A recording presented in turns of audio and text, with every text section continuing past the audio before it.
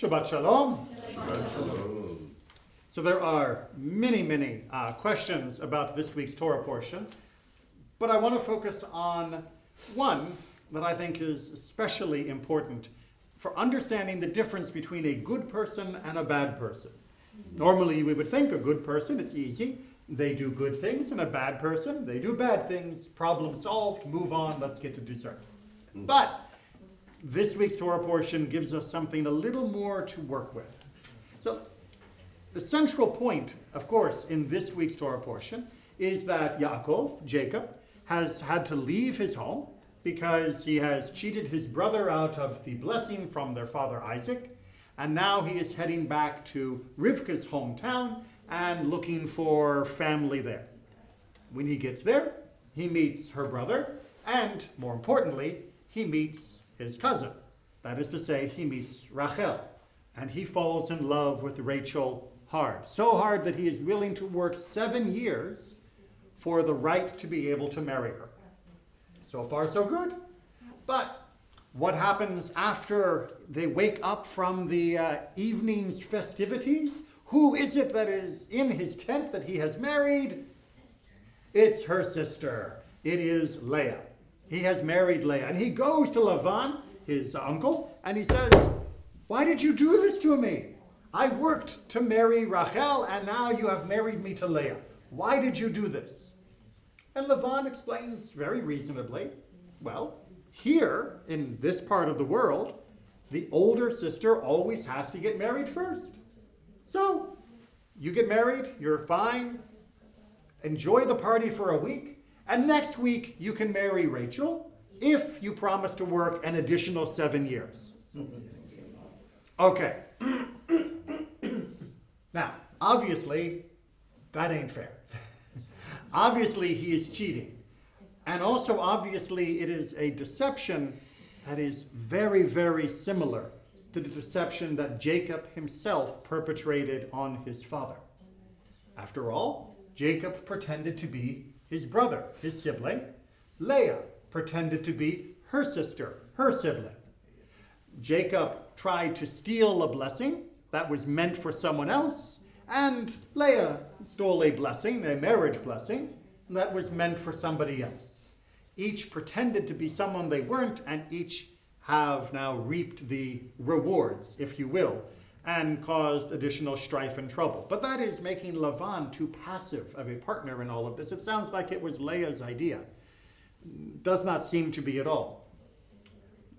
But if this was the custom, if this was the tradition in Lavan's community, there is a simple solution to all of this that could have happened, which is to say, talk to Jacob. When Jacob says, "I want to marry Rachel," tell him, "That's very nice. You're going to get a package deal." Right? You can't marry just the younger one. Tell you what, work 7 years. If Leah is already married by the time 7 years have gone by, then you can marry Rachel, no problem. If Leah hasn't gotten married after 7 years, then you're going to have to marry her first because that's our local custom. Sorry, that's just the way we do things here, but it's okay, I'll throw in Rachel as well.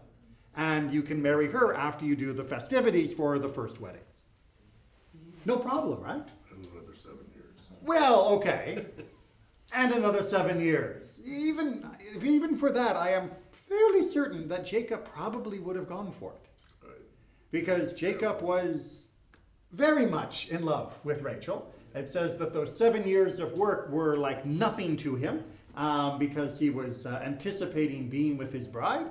So, local custom, I guess I have to. If she doesn't get married, maybe Jacob would have worked hard to find a nice match for her in his free time, then maybe he wouldn't have had to worry about it. But if Lavan had simply been open about the local custom, then they could have worked out an arrangement that may have even ended in exactly the same spot, but without all of the pain, the acrimony, the feeling of being cheated, and all of the trouble that then continues to build until Jacob ends up having to take his whole family and run from Lavan a little bit later down the line, because they continue to have some deception between them. So the question is, why didn't Lavan just put his cards on the table and explain everything to Jacob in the beginning? And this is the difference between a good person and a bad person. Because Jacob, despite what he did in deceiving his father and taking the blessing that was meant for his brother, is still fundamentally a good person. Being a good person does not mean that you always do good and never do bad. We have Yom Kippur and all of our other prayers of confession and of repentance, of tshuva, for a reason, because we know everybody makes mistakes. Being a good person means feeling guilty about the thing you have done, trying to repair the damage that you have done once you have recognized that guilt, and trying to avoid it in the future. But a bigger indicator of your goodness is that you imagine most other people are good. That most people, most of the time, are trying to do the right thing. Because I, most of the time, am trying to do the right thing. I might trip and stumble. You're going to trip and stumble, but both of us were basically good. A good person thinks that other people are good, because that's what they know best, is themselves, and they imagine others to be similar. A bad person, like Lavan, well, the hefech, as we say, they are the opposite. For Lavan, he imagines that everyone is a crook just like him. And that means not only does he not feel guilt or remorse about the bad things that he does, not only does he not try to fix or remedy any of his problems, but when he is dealing with other people, he assumes they are trying to cheat him. If I'm trying to cheat you, you're trying to cheat me, and may the best cheat win. And so, of course, he's not going to be open with Jacob. If he's open with Jacob, then Jacob might get the upper hand, and Jacob might cheat him. So he has to play his cards close to his chest. He has to cheat Jacob. He has to lie all the way up until the end, because if he had explained in the beginning, then Jacob might have weaseled out of it, because that's what Lavan would do if he was in Jacob's position. A thief assumes everyone is a thief, because that's all they know. Their own internal life is one of corruption, of wickedness, of reveling in their mistakes and feeling the triumph of abusing someone else and taking advantage of them. And they imagine that's what everyone else is doing. It's just other people might be better actors and pretend like they're nice people, but that's just a performance in order to try and lull them into false security, and then you can twist the knife and get the advantage on them. He probably thought that Jacob was just plain innocent when he was willing to agree to all of these terms and conditions.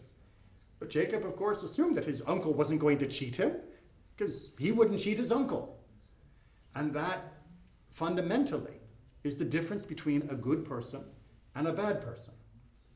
It is hard sometimes, when you have tried to live your life well, to imagine that there are other good people when you see so much bad, but recognize that when you see someone else do something wrong, first, notice how they react. If they react with smugness and triumph, that's not a good indication.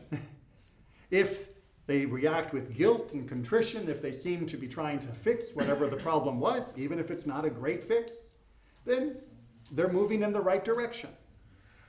And on the other hand, if you see somebody who's behaving in a way that is rife with suspicion, rife with paranoia, rife with looking for the angle, the edge, the way they are going to win in every given situation at your expense, get away.